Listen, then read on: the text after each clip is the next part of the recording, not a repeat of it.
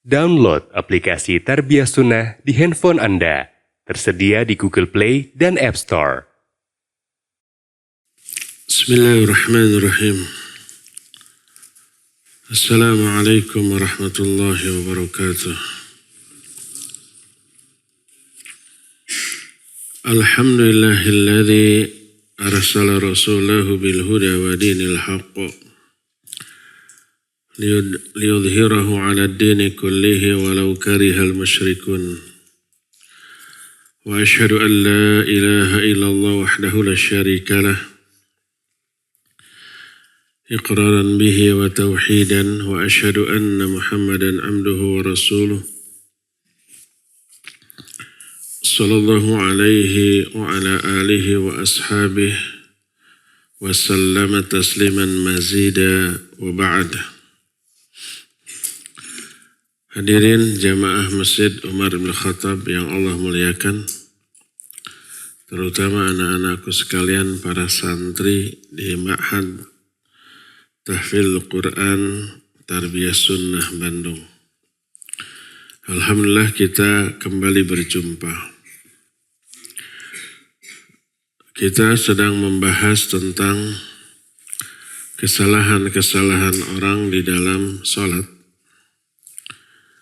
Dan yang sudah kita bahas adalah kesalahan ketika ruku'. Salah satunya adalah banyak tidak tumanina, tidak meluruskan tulang punggung ketika ruku'.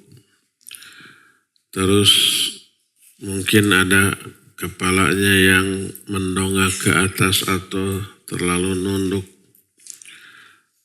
Terus tidak menyimpan telapak tangan di batok lutut.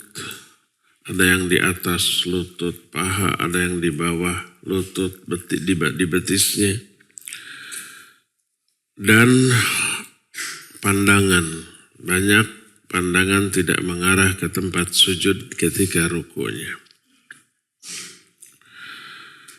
Itu sudah dijelaskan di pertemuan yang lalu. Nah, sekarang kita masuki kesalahan orang ketika i'tidal. I'tidal secara bahasa artinya meluruskan. Lurus alias tegak. Apa yang lurus atau tegak? Tulang punggung. Sebab i'tidal diperintahkan ketika berdiri, ketika ruku, juga ketika sujud, dan ketika duduk. Duduk baik duduk tahiyat awal ataupun akhir, ataupun duduk antara dua sujud. Ketika ruku, Nabi SAW menyatakan i'tadilu fir ruku'i was sujud. I'tidallah kamu ketika ruku dan sujud. Termasuk ketika bangkit dari ruku.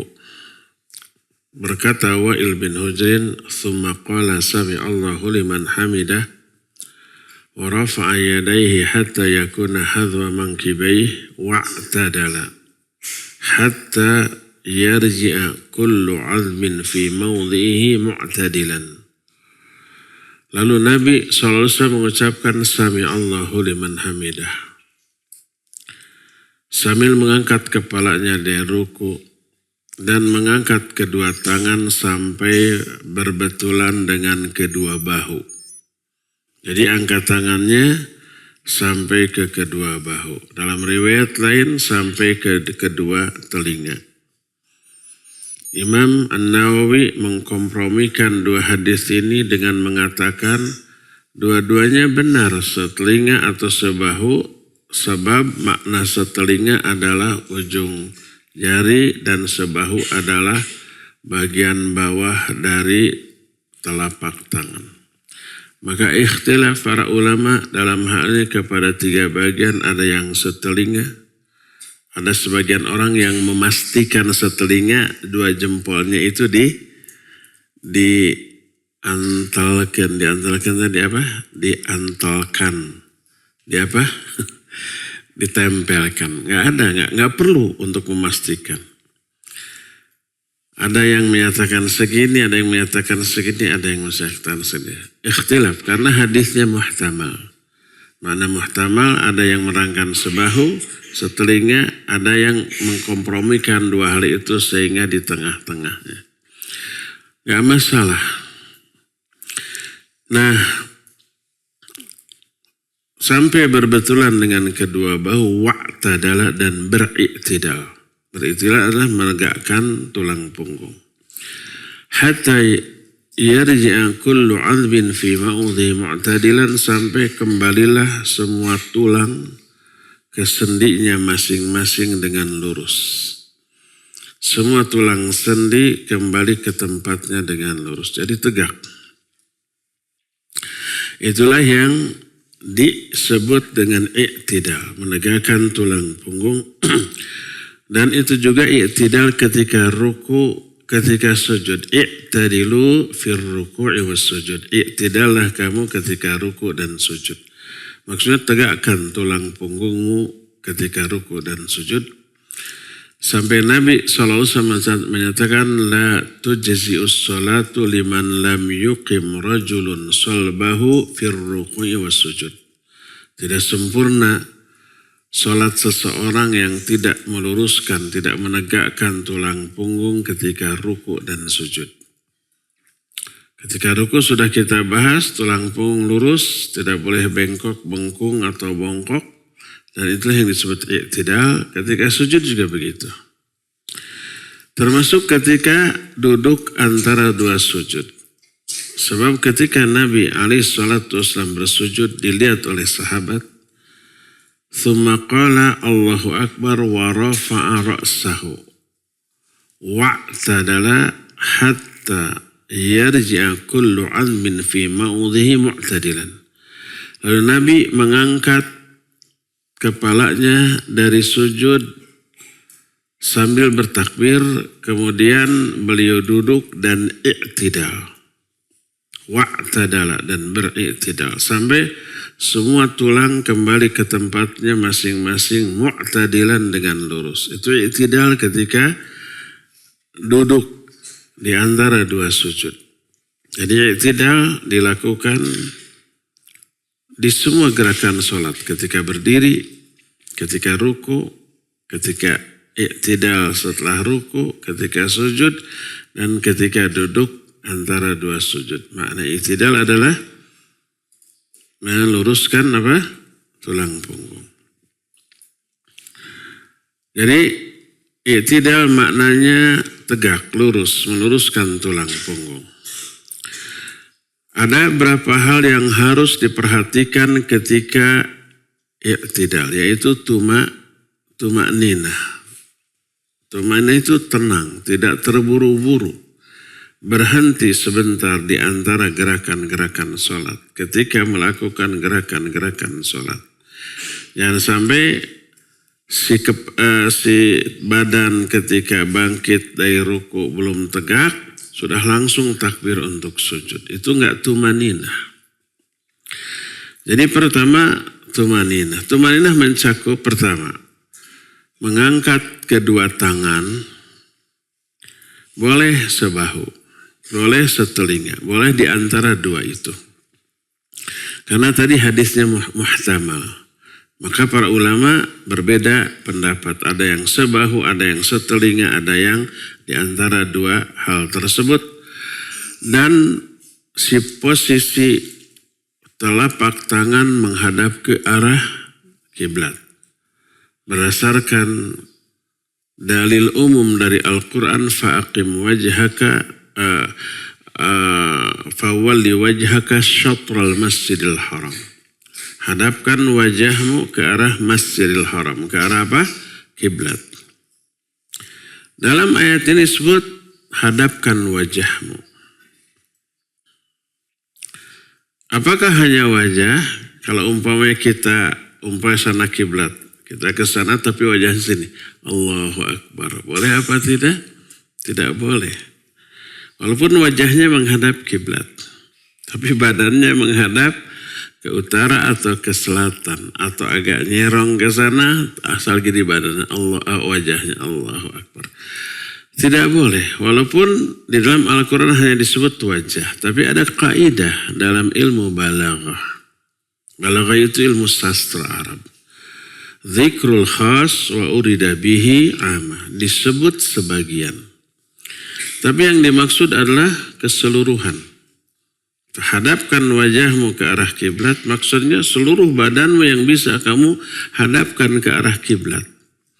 Badan, wajah, termasuk telapak tangan. Ketika angkat tangan, termasuk ketika sujud. Ujung-ujung jari menghadap ke arah kiblat, jangan bengkok. Termasuk kaki, sudah dijelaskan waktu membahas berdiri. Kaki jangan membentuk sudut satu ke sini, satu ke sana gitu ya. Tapi hadapkan ujung-ujung jari kaki ke arah kiblat. Apalagi ketika berjamaah, kiri kanan ada orang, terus kaki kita begini, kan harusnya yang nempel mata kakinya.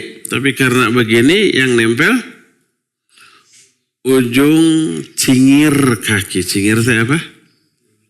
Kelingking. Yang jadi masalah kukunya panjang, mencos, nusuk ke kaki orang. Sakit. Ada yang mengalami begitu? Ya, nyeri tincak sekalian. Akhirnya berantem ketika salat. Begini posisi kaki. Menghadap ke arah kiblat.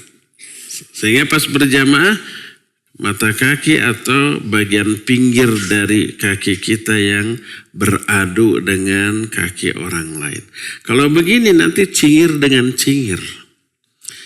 Padahal para sahabat ketika Nabi SAW menyuruh mereka untuk meluruskan dan merapatkan saf, maka dikatakan yulziku ka'bahu biqa'bi sahibihi wa mankibahu bimangki sahibihi. Bimangkibi sahibihi. Mereka itu merapatkan mata kaki dengan mata kaki, bahu dengan bahu. Karena yang menempel bahu dengan bahu, mata kaki dengan mata kaki, maka perhatikan ketika berdiri lebar kaki jangan terlalu lebar. Kalau terlalu lebar, kaki kita dengan kaki orang kena, tapi bahu renggang, ya enggak? Atau jangan terlalu rapat, bahu dengan bahu kena, tapi mata kaki enggak kena. Tapi sesuaikan, segaris antara bahu dengan kaki. Baru tuh terasa nyaman. Masing-masing dari anggota jamaah sholat merasa nyaman. Nah, jadi ketika mengangkat kedua tangan, telapak tangan menghadap ke kiblat. Jangan Allahu Akbar, kan ada yang begini ya, saling berhadapan. Yang paling parah Allahu Akbar. Atau Sami Allahu liman hamidah, ada? Disangkanya berdoa. Kalau berdoa mah iya, ke atas. Ini mah Sami Allahu liman hamidah ke sini. Ada yang Sami Allahu liman, gitu kan. Ada yang Sami Allahu liman hamidah. Salah, keliru. Jangan pakai otak, jangan pakai akal. Tapi pakai dalil. Sallu kama ra'aitumuni usolli. Salatlah kalian sebagaimana kalian melihat aku salat, kata Nabi SAW.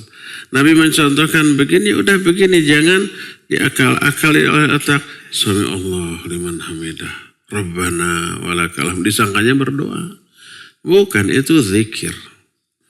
Jadi menghadap ke arah kiblat dalam posisi si tulang punggung tegak lurus ya. Sami Allahu liman hamidah. Itu yang disebut dengan tumanina. Tumanina artinya tenang, artinya ada jeda waktu beberapa detik ketika tegak berdiri. Tegakkan dulu. Jangan sampai belum tegak sudah sujud lagi. Itu tidak tumanina. Nah, adapun setelah i'tidal di mana letak tangan, ulama sejak zaman baheula ikhtilaf. Ada yang ke bawah, ada yang sedekap. Dari dulu ikhtilaf. Sampai Imam Ahmad menyatakan, faman sya'a falyaqbid wa man syaa falyursil. Siapa yang mau sedekap silakan, siapa yang mau irsal ke bawah juga silakan. Ulama ikhtilaf dari dulu sampai sekarang. Itunya nggak perlu dipermasalahkan. Mau begini, mau ke bawah, terserah. Nah, cuma yang parah atau yang salah adalah ketika sami Allahu liman hamidah, tidak sedekap ke bawah, tapi ayun-ayunan. Ada sami Allahu liman hamidah, berayun. Melakukan gerakan abath. Abath itu iseng. Atau ada lagi yang meletakkan kedua punggung tangannya di belakang pantatnya. Sami Allahu liman hamidah. Ada? Atau sami Allahu liman hamidah di atas pahanya. Kalau mau irsal ke bawah, jangan berayun. Atau kalau mau sedekap. Maka di antara beberapa kesalahan orang ketika ketika i'tidal, pertama mengangkat tangan tidak sebahu, tidak setelinga atau tidak di antara itu, tapi asal sami Allahu liman hamidah. Kedua, tidak menghadapkan telapak tangan ke kiblat. Ada yang sami Allahu liman hamidah kayak berdoa, ada yang sami Allahu liman hamidahnya berhadap-hadapan sami Allahu liman hamidah. Berhadapan si kedua telapak tangan. Ada yang sami Allahu liman hamidahnya begini, ada yang sama sekali tidak mengatakan sami Allahu liman hamidah. Ada yang tidak mengatakan? Ada. Ini keliru. Tapi mengangkat tangan dengan cara seperti itu hukumnya sunnah, tidak wajib. Berdosa nggak orang kalau nggak begitu? Tidak berdosa. Salatnya sah?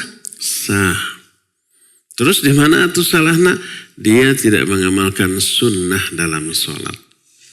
Apa akibatnya? Dia tidak memperoleh pahala sunnah mengangkat tangan secara benar. Padahal itu merupakan momen yang sangat agung meraih pahala menerapkan sunnah Nabi SAW. Jangan abaikan sunnah. Jangan hanya menganggap ini sunnah yang hukumnya tidak wajib, ditinggalkan pun nggak apa-apa. Lebar itu apa? Sayang, berpahala tapi tidak diraih kesempatan meraih pahala itu. Jadi kesalahan yang pertama adalah tidak mengangkat tangan. Kedua, mengangkat tangan tapi dengan cara yang salah, baik tidak menghadap kiblat, pokoknya baik berhadap-hadapan atau menghadapkan ke atas. Kesalahan ketiga, tidak menegakkan tulang punggung ketika berdiri. Jadi belum ajeg gitu sudah langsung Allahu Akbar, takbir lagi menuju sujud. Ini kekeliruan yang ketiga. Kekeliruan yang keempatnya sudah pernah dibahas, yaitu salah di dalam menempatkan zikir. Sudah kita terangkan, zikir yang harus kita baca ketika perpindahan gerakan dalam sholat umumnya adalah takbir, mengatakan Allahu Akbar ya. Kecuali satu, yaitu i'tidal, bangkit dari ruku mah bukan takbir tapi namanya tasmi', mengucapkan sami Allahu liman hamidah. Itu diucapkan ketika bergerak dari ruku menuju i'tidal, sami Allahu liman hamidah. Itu adalah zikir ketika perpindahan gerakan dari ruku menuju i'tidal. Ketika i'tidal ajak membaca Rabbana walakal hamdu. Boleh pakai wa, boleh pakai tidak. Rabbana lakal hamdu. Boleh pakai Allahumma Rabbana walakal hamdu. Boleh Allahumma Rabbana lakal hamdu. Empat-empatnya ada didasarkan pada hadis yang sahih. Kesananya mil as-samawati, boleh mil us-samawati, terserah. Mau mil'a, mau mil'u, dua-duanya sama, baik secara makna ataupun secara nahu, secara gramatika. Mil as-samawati wa mil al-ardi wa mil ma syi'ta min syai'in ba'd. Boleh ditambah ahlas sama'i wal ard.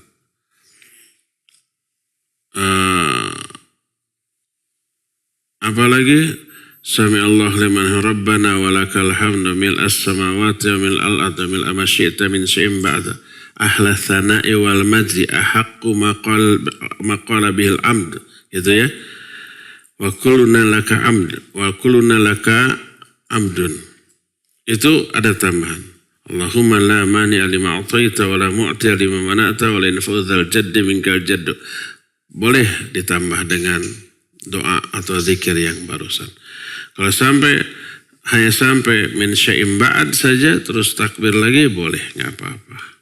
Yang wajibnya Rabbana walakal hamdu. Sampai sana yang wajibnya. Tambahannya sunnah. Mil as-samawati wa mil al-ardnya sunnah. Dibaca bagus, tidak dibaca sah salatnya. Tapi dia kehilangan pahala menambah zikir yang disunnahkan.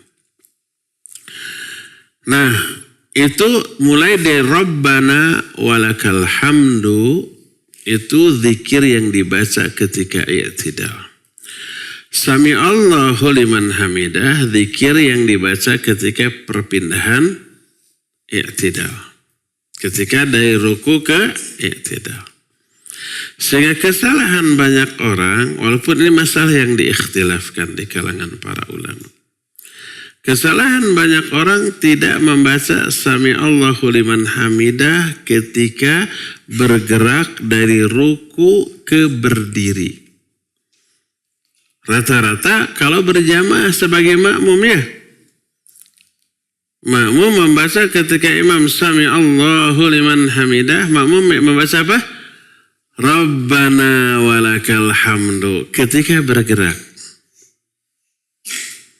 Padahal Rabbana walakal hamdu bukan zikir ketika bergerak, tapi zikir setelah berdiri tegak. Ketika bergerak mah Sami Allahu liman hamidah. Maka kata Syekh Masyhur Hasan Saun dalam kitab Al-Qalmu bin fi akhta'il musallin, dikatakan min akhta'il musallin. Di antara kesalahan orang yang salat adalah makmum tidak membaca Sami Allahu liman hamidah. Tapi langsung Rabbana walakal hamdu.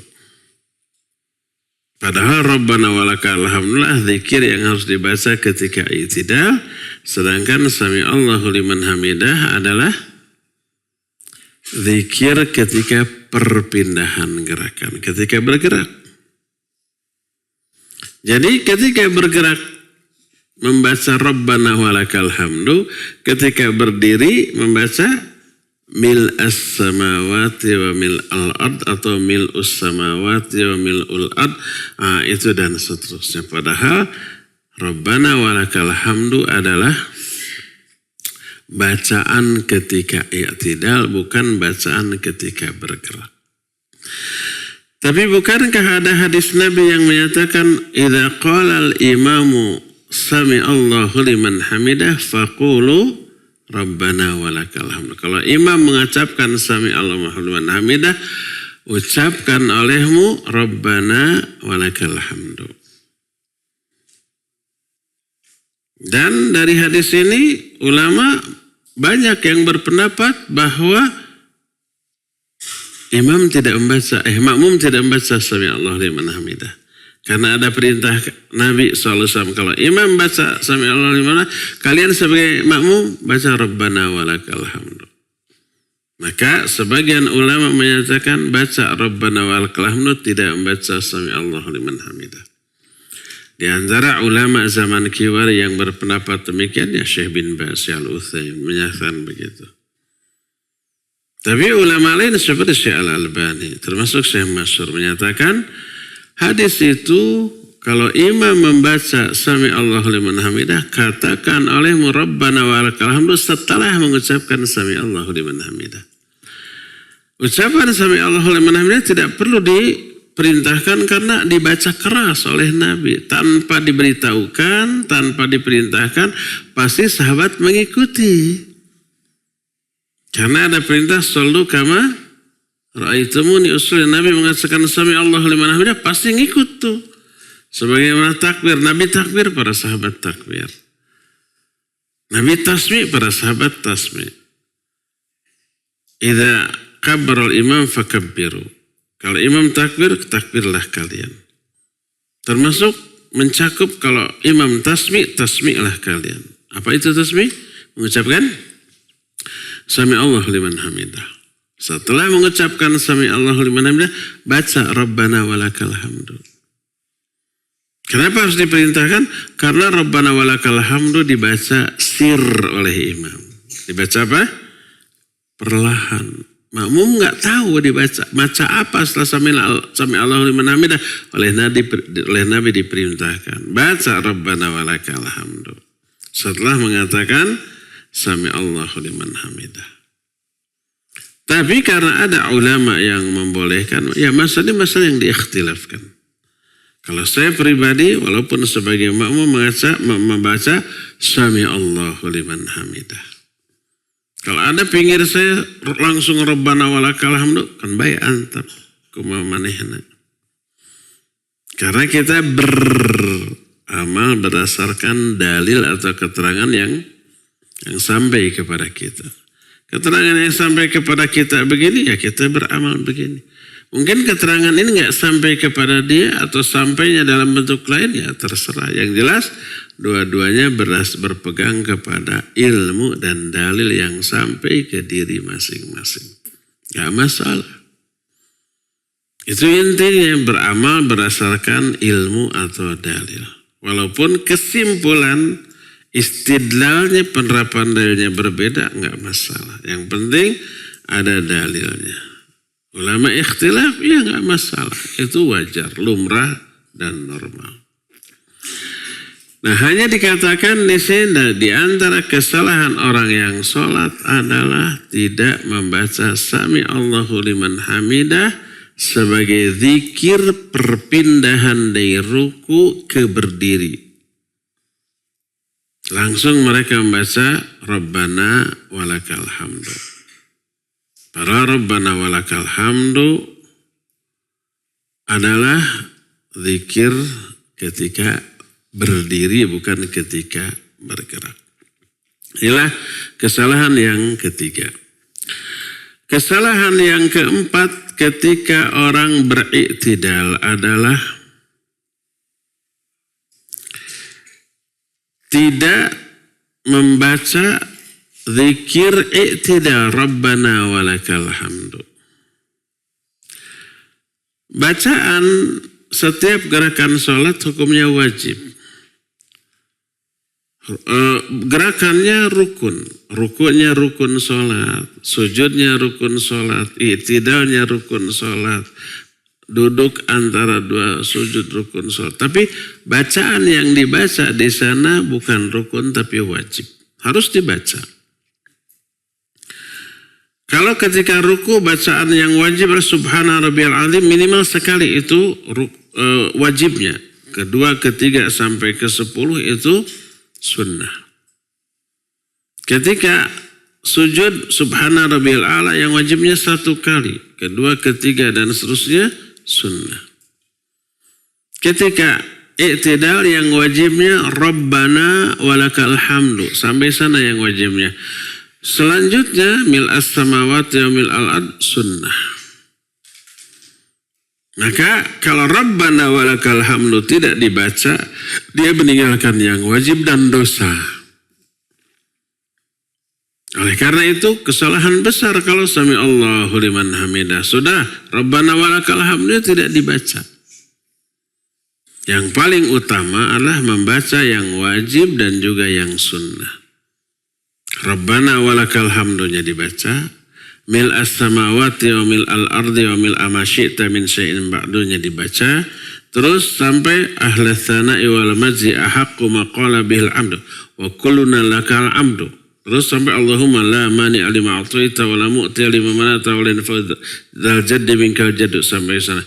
Itu lebih sempurna. Lebih panjang zikirnya selama zikirnya yang dicontohkan oleh Nabi SAW lebih bagus. Tapi kalau umpamanya kita tidak memungkinkan, maka minimal yang wajib Rabbana walakal hamdu. Ya.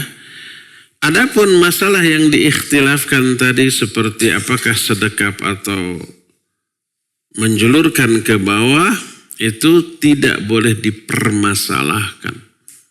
Karena memang ikhtilafnya dari zaman baheula ada. Sejak zaman Imam Madhab yang 4 sudah menyebar. Sampai Imam Ahmad memfatwakan faman sya'a falyaqbid wa man sya'a falyursil. Siapa yang mau sedekap silakan sedekap, siapa yang mau irsal itu ke bawah silakan ke bawah. Setelah itu yang kita lakukan adalah turun ke sujud. Ada dua cara yang diikhtilafkan oleh para ulama ketika turun ke sujud. Cara pertama adalah mendahulukan dua lutut sebelum dua tangan. Lutut dulu. Kemudian barulah kedua tangan, barulah dahinya. Itu cara pertama. Yang berpendapat seperti ini untuk ulama-ulama zaman kiwari adalah ulama-ulama Saudi. Syekh bin Baz, Syekh Al-Utsaimin, Syekh Al-Bassam gitu ya. Itu semuanya, Syekh Abdurrahman As-Sa'di, semuanya mendahulukan kedua lutut daripada kedua tangan. Nah ini berdasarkan sebuah dalil yang difahami oleh Imam Ibnu Qayyim rahimahullahu ta'ala. Kalau kalian sujud, janganlah seperti sujudnya unta. Yaitu mendahulukan kedua lutut, yaitu mendahulukan kedua tangan daripada kedua lutut. Unta kalau turun, kaki yang mana dulu? Pernah lihat unta turun? Lihat di YouTube. Yang depan dulu. Yang depan dulu baru yang belakang. Tapi di hadis itu jangan kalian turun sujud seperti duduknya unta, yaitu mendahulukan dua lutut dulu baru dua kaki. Yaitu apa? Terbalik.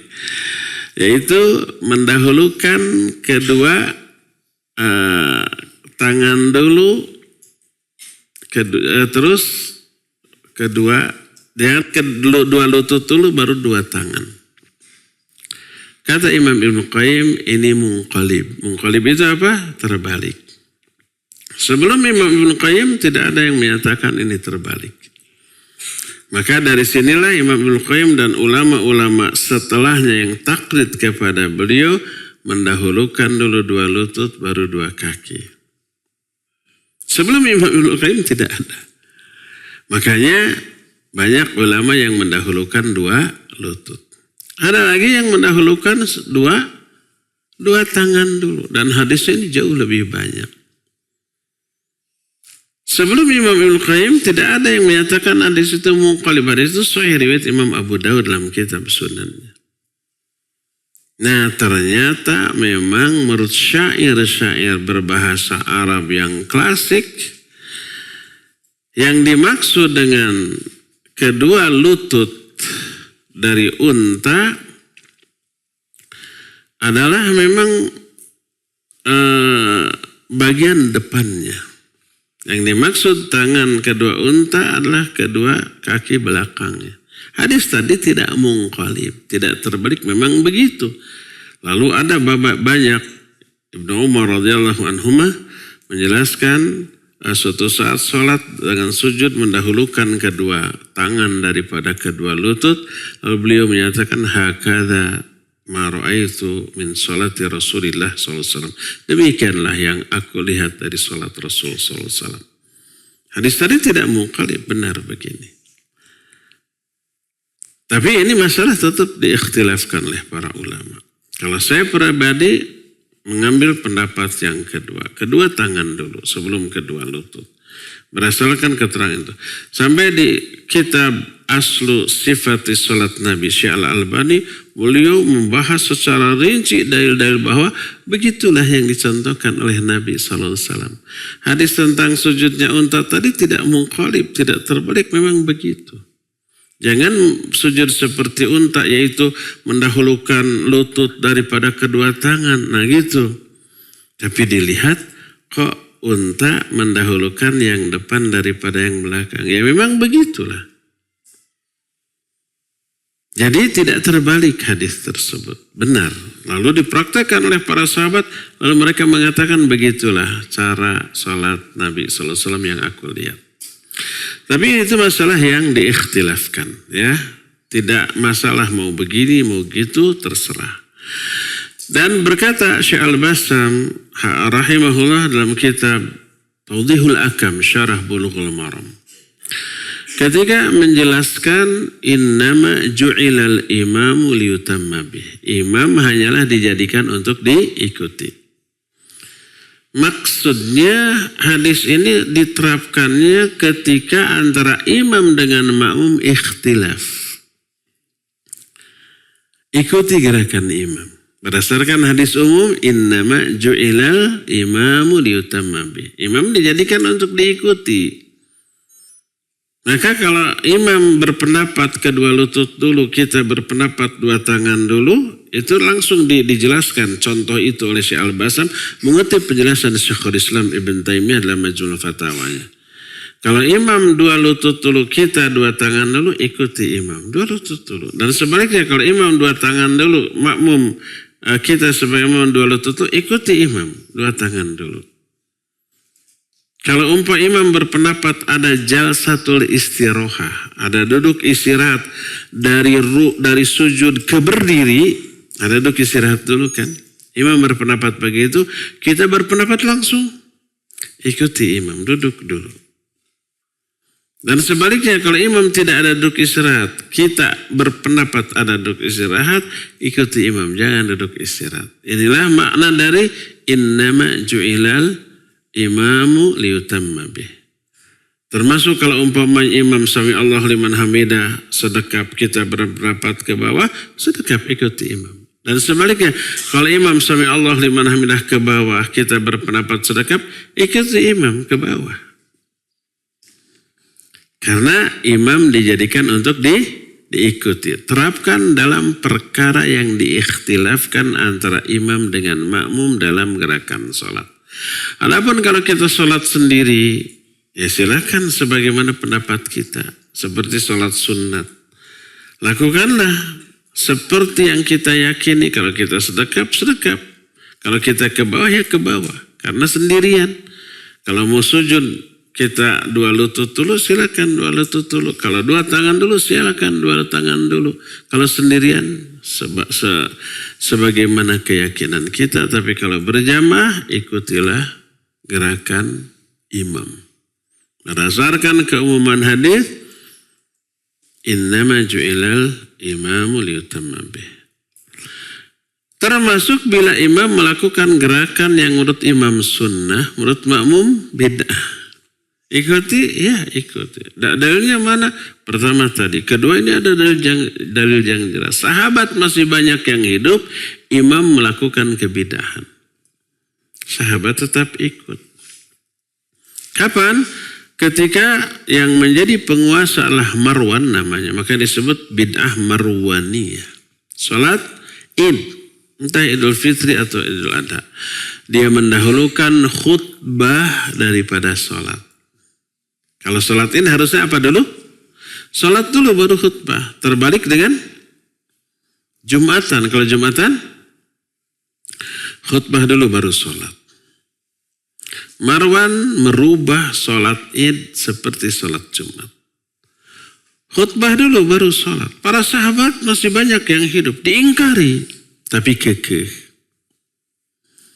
Kekeh menyelenggarakan sholat Id seperti sholat Jumat. Apa yang dilakukan para sahabat? Kanu yusalluna ma'al imam walau kanat sholatul imam mukhalifatan lisunnah. Para sahabat ikut bersama sholatnya imam. Walaupun sholatnya imam menyimpang dari sunnah. Alias bid'ah, maka disebut dengan sebutan bid'ah marwaniyah. Ikut. Tidak umpamanya, udah sholat masing-masing, berbahaya itu. Bisa menimbulkan perpecahan di kalangan umat Islam. Apakah Marwan sang penguasa mengizinkan? dan membiarkan? Ya enggak lah, pasti dilibas, pasti diperkarakan gitu ya. Akhirnya para sahabat ikut. Karena imam dijadikan untuk diikuti. Fa idza akhtau falakum wa alaihim. Wa idza asabu falakum walau wa idza akhtau falakum wa alaihim. Kalau imam benar, pahala bagi imam, pahala bagi kalian sebagai imam.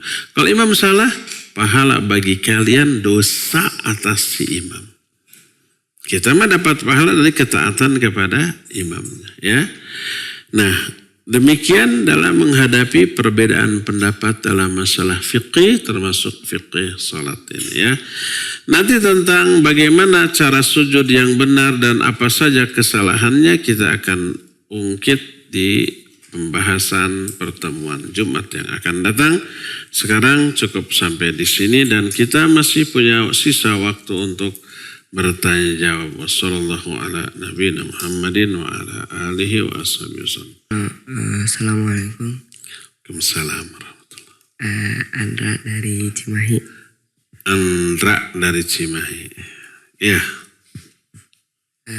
Gimana kalau makmum sama imam beda pendapat tapi makmumnya nggak bisa lihat imam gitu jauh barisannya? Iya.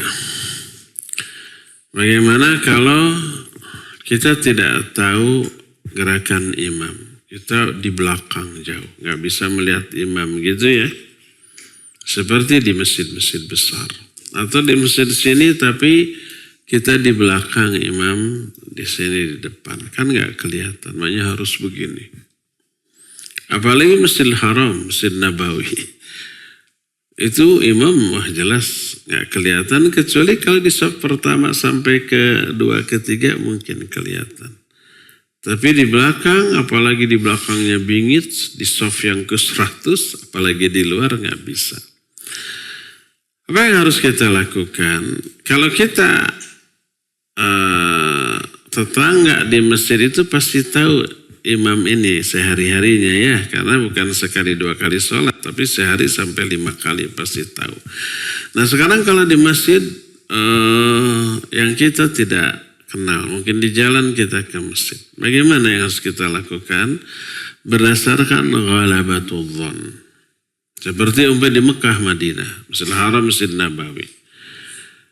Itu para ulama di sana, Syekh bin Baz, Syekh Al-Utsaimin, Lajnah Daimah menyatakan sami Allah liman hamidah rabbana walakal hamdu ke sini. Selengkap. Maka berdasarkan dugaan terkuat para imam di sana juga diduga kuat begitu. Walaupun kita tidak melihatnya begitu. Terus ketika mau sujud, dugaan terkuat mengikuti fatwa para masyayikh di sana. Kemungkinan besar kedua lutut dulu. Terus ketika duduk tahiyat akhir di rakaat kedua, seperti sholat subuh, sholat apalagi Jumatan gitu ya. Itu diduga kuat pasti duduknya iftirash. Iftirash itu seperti duduk antara 2 sujud atau duduk tahiyat awal. Diduga kuat begitu. Disebut ghalabatul dhon. Artinya dugaan terkuat. Adapun di Indonesia rata-rata imam ketika i'tidal sedekap apa ke bawah? Rata-rata ke bawah, walaupun ada banyak yang sedekap juga. Imam rata-rata kalau turun sujud 2 lutut dulu apa 2 tangan dulu di Indonesia? 2 lutut umumnya ya, umumnya. Diduga kuat begitu ya sudah, berdasarkan dugaan terkuat. Adapun kalau ternyata keliru, salah, dugaan kita salah, nggak masalah ya. Yang penting kita sudah muhawalah jiddiyah atau berupaya maksimal mengamalkan hadis yang kita tahu. Wallahu a'lam. Assalamualaikum warahmatullahi wabarakatuh. Waalaikumsalam warahmatullahi wabarakatuh. Siapa? Fatir dari Bekasi. Atian. Fatir. Fatian. Fatir. Fatir. Oh, Fatir. Saya ingin bertanya, kenapa kalau pas selesai sholat, imam balik arah atau balik badan? Imam selesai sholat balik kanan atau balik badan. Iya. Apa semua imam begitu? Ya, begitu yang mengikuti sunnah begitu. Adapun yang tidak mengikuti sunnah mungkin tidak tahu atau tidak peduli, tidak begitu. Ada yang terus menghadap ke kiblatnya hari-hari. Ada yang menghadapnya ke kiri. Kenapa imam begitu? Begitulah sunnah Nabi SAW. Jadi seusai beliau salam, beliau istighfar 3 kali. Astaghfirullah, astaghfirullah, astaghfirullah. Itu yang beliau contohkan. Lafadznya simple tanpa hal azim. Astaghfirullah, astaghfirullah, astaghfirullah. Dan itu sebaik-baik contoh dari Nabi SAW. Beliau berkata, فَإِنَّ خَيْرَ الْهَدِي هَدِيُّ Muhammadin SAW. Sebaik-baik petunjuk Nabi. Maka itu yang terbaik. Jangan ditambah astaghfirullahaladzim alladzi la ilaha illa huwal hayyul qayyum wa atubu ilaih. Lebih panjang. Ada yang begitu? Banyak. Banyak apa semua? Banyak, enggak semua. Lebih panjang dari yang dicontohkan oleh Nabi SAW. Tapi kan lebih baik. Kalau lebih baik, kenapa Nabi tidak melakukannya? Lau kana khairan lasabaquna ilaih. Kalau itu baik, pasti Nabi dan para sahabat lebih dahulu mendahulukannya, melakukannya. Oh, tapi ada tuh sahabat begitu sami Allahu liman hamidah rabbana walakal rabbana hamdan katsiran thayyiban mubarakan fi. Oleh Nabi dibiarkan katanya para malaikat berebut mencatat. Ya betul, tapi itu ada ikrar dari Nabi, ada takrir, ada testimoni, ada legitimasi dari Nabi SAW. Berarti sunnah, disebut sunnah apa? Takririyah. Sunnah takririyah adalah ucapan atau amalan sahabat yang dibenarkan oleh Nabi. Sekarang kita nambah-nambah, dari mana kita tahu bahwa Nabi akan membenarkan tambahan yang kita tambahkan. Kalau bid'ah adalah semua yang tidak dilakukan oleh Nabi bid'ah, tuh para sahabat berbuat kebid'ahan. Enggak bid'ah. Itu sunnah takririyah, karena diketahui oleh Nabi dan dibiarkan bahkan didukung, itu sunnah bukan bid'ah. Atau sahabat sepakat apa yang tidak dilakukan oleh Nabi SAW dilakukan oleh sahabat secara sepakat. Itu juga bukan sunnah, bukan bid'ah, tapi sunnah. Minimal sunnah khulafaur rasyidin. Yang oleh Nabi diperintahkan untuk diikuti. Fa'alaikum bisunnati wa sunnatil khulafair rasyidin. Contohnya apa? Pembukuan Al-Quran. Di zaman Nabi tidak dibukukan. Di zaman Abu Bakar dibukukan. Di zaman Utsman lebih lagi dan seterusnya. Itu contohnya tuh. Termasuk azan 2 kali sebelum apa? Bukan subuh. Sebelum Jumat. Ada azan 2 kali. Di zaman Nabi dilakukan? Tidak Abu Bakar? Tidak Umar? Tidak Utsman? Ya, di zaman Utsman. Itu sunnah khulafaur rasyidin. Boleh diamalkan? Boleh. Kalau diperlukan. Dan Utsman memandang perlu dan para sahabat saat itu masih hidup, tidak ada yang mengingkarinya. Karena itu diperlukan, karena apa? Kaum muslimin semakin banyak. Kesibukan juga semakin banyak. Sehingga dikhawatirkan orang lalai dari sholat Jumat. Karena transaksi jual beli saat itu kan belum ada jam. Belum ada HP. Orang gak tahu waktu. Memperkirakan waktu hanya melihat posisi matahari. Dan tidak semua orang bisa. Kita sekarang kan gak bisa mengira-ngirakan waktu dari posisi mataharinya. Tidak bisa. Maka ijtihad para sahabat yang dikepalai oleh Utsman berpendapat azan. Itu sunnah khulafaur rasyidin. Nah sekarang perlu nggak azan 2 kali? Kalau ada yang berpandangan nggak perlu, karena sekarang setiap orang tahu jam, tahu waktu, tahu jadwal. Setiap orang punya jam. Nggak punya jam, punya HP. Di HP ada waktu? Ada.